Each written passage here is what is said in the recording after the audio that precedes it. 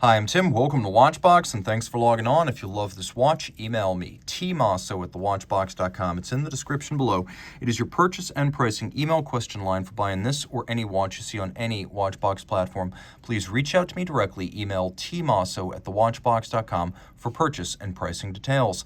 Today, we're discussing a watch launched in 2016 in 700 pieces, but hardly ever obtainable through a dealer. These tend to trade between collectors. It's the Patek Philippe Nautilus 40th anniversary, the 5711 1P-001. These are incredibly hard to find, to the point that in the years since 2016, the one in my hand right here is the only example I have ever had to share with you. So they don't come up often. Now, it's still 40 millimeters in diameter in platinum. It's 8.6 millimeters thick.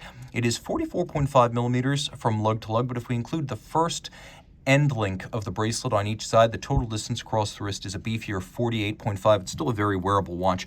I have to tell you, this thing could give the AP brick a run for its money, as it is the densest Nautilus I have ever encountered, and that includes the complications. The watch is thin, it's compact, it's beautiful, and it's striking. The platinum is whiter even than the stainless steel 5711 1A, and then the dial has a darker, more saturated look. I would even say it's got more vibrant color, almost like aged ultramarine compared to the silver blue gradient of the standard model. It's flat, it's flush, it'll fit on a wrist as small as 14 centimeters circumference, really easy to wear, compact, comfortable, slides under a cuff, so while it's very much a sports watch, it could be worn as a formal timepiece if you desire. Now, it doesn't lose much capability from the standard Nautilus. It's still 120 meters water resistant. Mechanically, it's still the same as any caliber 324 powered 5711. The one major change is that the dial now features only luminescent hands. We'll get to why that is in a moment. Because the Nautilus is an integrated bracelet sports watch, we can't have a diamond between the lugs at 6 o'clock as Patek conventionally does on platinum Patek Philippe timepieces. So we have the diamond at the base of the bezel, 0.02 carats atop Vesselton diamond. The finishing on the bracelet is always impressive on the other metals, but on platinum more so. You can see that hairline bevel that continues down from the lugs across the shoulders of the links, polished center links, satinated primaries. But doing all of this with platinum wears out tools and exhausts finishers. It is far more difficult to achieve this level of detailing on platinum than on gold or steel. We have a conventional clasp here. It is internally platinum, which is nice because a lot of brands will give you white gold on this component. Patek does not short you. We have a clamshell lock with the Calatrava cross on it, and then we have these little ceramic spring-loaded pin snaps to keep the tolerances tight over the decades, as the platinum cannot wear down the pin snap over time. Removable links are fixed with pins and sleeves, and you will need a block and a punch if you want to size this bracelet. That's how you size pin sleeves. The case has always been the highlight of a Nautilus, and frankly, it all comes together because the original from 1976, as designed by Gerald Genta, was a watch envisioned by a man who saw himself primarily as a jewelry designer, so he wanted to create an article of jewelry that a man could wear, just happened to have a timepiece included. All of it is of a piece. The case, the lugs, and the bracelet, one flows into the next. But unlike something along the lines of an Aquanaut, the case is far more complex, with a case back, a primary mid-case, and then we have a bezel with the winglets that screw into fixtures on the side. And you can see that there are far more intricate facets and more contrasts between polish and satin than you'll find on an Aquanaut. That's one of the reasons the Nautilus has always been a more expensive watch, even before Patek sports watches caught fire. We've got the company's logo, the Calatrava cross on the crown. It is a screw-down crown. The watch has a quick set system. It does not have a hacking seconds function. Quick set allows you to rapidly cycle the date, but as anyone who's dealt with a center second caliber 324 knows, a little bit of back pressure will stall the seconds hand, and you can activate effectively stop seconds whenever you want it. That's a little bit of a hacking hack, if you will.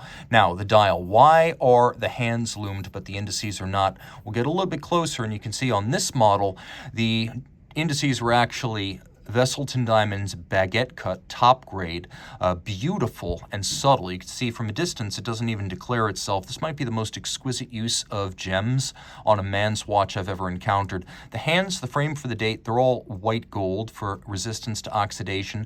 The gems are baguettes, and of course we have the signature, 40 years. This was a little bit controversial when the watch first debuted in 2016, but I'm here to tell you that it disappears. Even at half an arm's length, you lose the signature to the point where no one else is going to notice it. They'll know it's a Nautilus, but they probably won't know it's the 40th anniversary watch. That said, it does set the watch apart in an important fashion. The combination of this particular dial color, the baguette gems, and the 40th anniversary signature sets this apart from the 5711 1P-010, which was briefly available in roughly 2012 to 2013. They made somewhere between 12 and 84 of those. No one really knows. Well, Terry Stern knows, but he's not talking. This watch is very different from that one. First, there's the color of the dial, which is that more intense blue. It doesn't have a gradient fade to it. It's got the signature. It's got the baguettes. This watch is very much its own thing and stands apart from the 010. Now, on the reverse side, we've got a standard caliber 324, which is what the 5711 had from its inception in 2006 through the 2018 model year. The movement is befitting Patek's reputation as haute horlogerie. It is hand-finished. It's actually a combination of hand finishing and some machine assistance. That's typical in the price point, and that's something you'll even find on the likes of Vacheron and Longus. The key here is that there's a much larger balance of hand finishing than you'll find on something like JLC or an Audemars Piguet. So the bevels on the bridges are finished by hand. We have true abrasive wheel Côte de Genève across the bridges, engine turning on the base plate, black polished screws, satination on the wheels. You can even see the locating pegs used to position the balance cock on the base plate. Those have been black polished on their top. It's a unidirectional winder with ceramic rotor bearings for utmost winding efficiency and low maintenance. Remember, unidirectional is more efficient than bidirectional.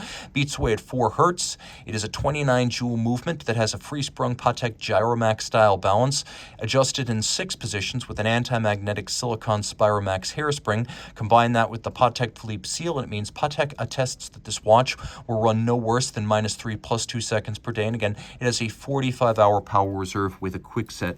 And despite the thin case profile, it is still 120 meters water resistant, which is quite impressive in the class. This is the first one of these I've seen in my hands, in my shop since 2016. I can't tell you when we'll get another. So if you're interested, reach out to Team Mosso at thewatchbox.com for purchase and pricing details.